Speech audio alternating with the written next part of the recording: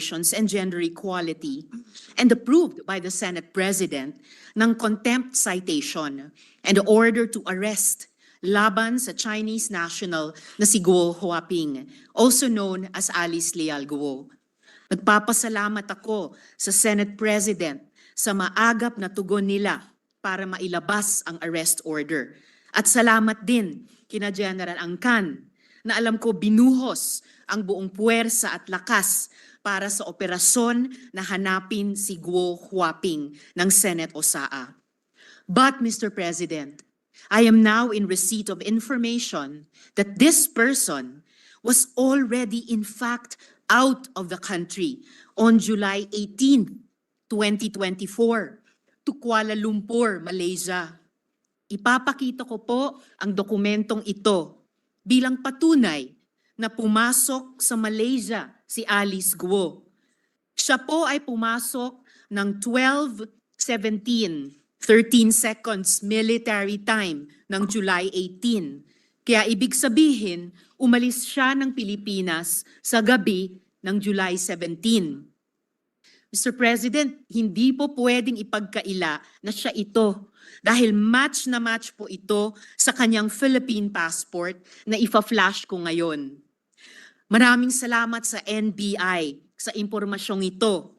Patuloy ang pag-track nila kay Alice Guo. Ayon sa aking isa pang source, Mr. President, tumuloy si Alice Guo sa Singapore kung saan nagtagpo-tagpo sila ng kanyang magulang na sina Lin Wenyi at Guo Jianzhong. The couple flew in from China on July 28, 2024. Mistulang reunion sila doon kasama sina Wesley Guo at Cassandra Ong. Mr. President, who allowed this travesty to happen? Sinong may kagagawa nito? Hindi makakaalis si Alice Guo kung walang tumulong sa kanya ng mga opisyales ng pamahalaan para tayong ginisa sa sarili nating mantika. I have always believed that legislative hearings are policy-driven. Kaya nung nag-announce na ng ban ang Pangulo, sabi ko, we have done our jobs. Let law enforcement take the lead. Pero paano kung ang law enforcement mismo ang kailangan imbestigahan? What if they drop the ball? Paano kung sila ang dapat managot? Nangako ang BI sa akin at sa Senate President pro tempore na hindi nila hahayaan si Guo Huaping na makaalis sa Pilipinas. Yun pala, ay wala na talaga siya. Mr. President, kung hindi po natin ito gawan ng paraan as an institution, as a country, parang nagpasampal tayo sa dayuhang ito na paulit-ulit ni sinaula ang ating mga batas, patakaran at proseso. Salamat po, Mr. President. Mr. President, Senator Tulfo is recognized. I'd like to make a manifestation in support of You what may proceed, sir. Senator Rizon de Vera said. Tama yung sinabi niya, dapat gawa natin paraan. A few weeks ago, I did have a hearing sa Committee on Public Services at napuna ko po yung walang processing center. Ang lahat ng mga kababayan natin nung umalis papuntang abroad, walang processing center. Pag ikaw ay isang pasahero, gustong pumunta ng abroad, sakay ng isang chartered plane, hindi ka nadadaan sa proseso, hindi ka nadadaan sa immigration, diretso-diretso ka na sa gate, sakay ng limousine mo, SUV, and then pagdating sa tarmac, aakyat ka sa aeroplano mo, and then here comes the CIQ, Customs, Immigration, and Quarantine. At kung yun ay kasabwat ni Alice Guo, madaling makakalusot dahil walang CCTV na dadaanan. That's why I told people sa MIA, by the end of this year, kapag wala pa rin processing center ang mga chartered plane, ako po yung magagaliti, I will really raise hell. This is one example kung bakit ito si Alice Guo ay nakalabas. I'm very sure, walang nakalagay kung anong aeroplano, right? Going out. I'm very sure ito ay lumabas through a chartered plane, through a private plane. So all we need to do is tanungin natin kung matitrace siyang kung sino, anong mga private plane ang lumabas o chartered plane ang lumabas that very day from the Philippines. Doon natin matatrack down. At sino yung mga CIQ, Customs Immigration, Quarantine, ang nag-process ng kanilang passport sa loob ng aeroplano. Because ang nangyari ngayon, Mr. President, kahit na sinong Ponce Pilato sakay ng kanyang limousine, nag-charter siya ng plane, diretso na siya sa tarmac, and then aakyat siya sa loob ng aeroplano, bit ang kanyang mga maleta. Ito pa, yung pagkuha ng mga information, pagdumaan tayo sa immigration, yun po ay useless. Yung biometrics, kinukunan tayo ng picture, etc. Useless po yun dahil wala tayong tinatawag na cross-matching. We don't have that capability yet. So ibig sabihin, itong si Alice Go, pwedeng bumalik to ng Pilipinas, mga kapusit na hindi natin alam, sapagkat all she needs to do is, same mukha niya, basta't palitan lang niya yung kanyang pangalan, makakalusot na siya. So this has to be changed.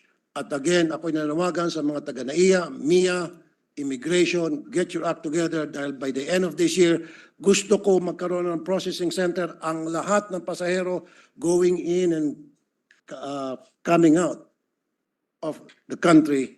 Kailangan may processing center na sila ay dadaan sa butas ng karayom tulad ng dinadaanan ng lahat ng mga simpleng pasahero. Maraming salamat, Mr. President.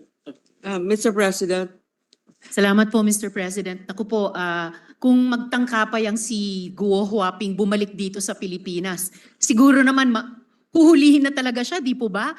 Pero sa ginawa niya pong iyon na niloko tayo sa loob ng isang buwan, yung pala ay nasa labas na, ewan ko na lang po kung babalik pa yan dito o lalong papalayo sa atin. Salamat po, Mr. President.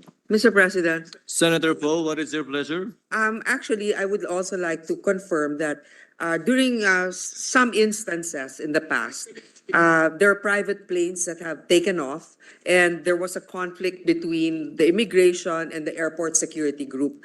At least in the main thoroughfares, in the main airports, meron talagang airport security group at may immigration. Pero sa mga ibang lugar, kung sa north man yan, dun sa mga PEZA zones, kung may mga airport doon, I think we should also have an inventory. What day did she arrive in Malaysia? For example, if CAAP has a record of all departures from the Philippines and from where, because I'm sure we have a list if they went to Malaysia, ilan yung mga flight papuntang Malaysia, whether it's private or a passenger plane, we should be able to determine that. Kasi, syempre, meron yung traffic, di ba? So they should have a master list of who had taken off and have reached for an international flight.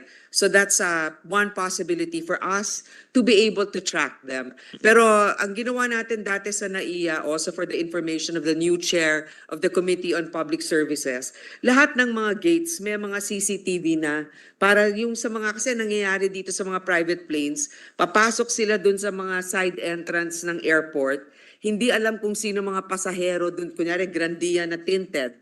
Dapat yan ngayon may mga pwede natin imbestigahan kung kinukunan lahat ng mga nakasakay sa loob kasi minsan napupuslit pumapasok sa eroplano, hindi nakikita ng immigration or ng airport security group. So that's all, Mr. President. Thank you.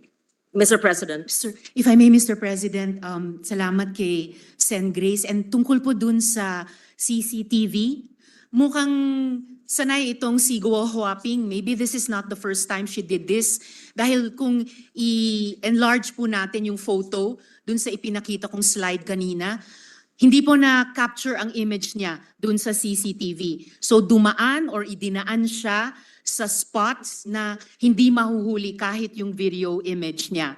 So baka may nagturo, tama po si Sen. Grace, baka may nagturo sa kanya at hindi lang dito sa immigration natin, posibleng sa immigration ng iba pang ASEAN countries. Salamat, Mr. President.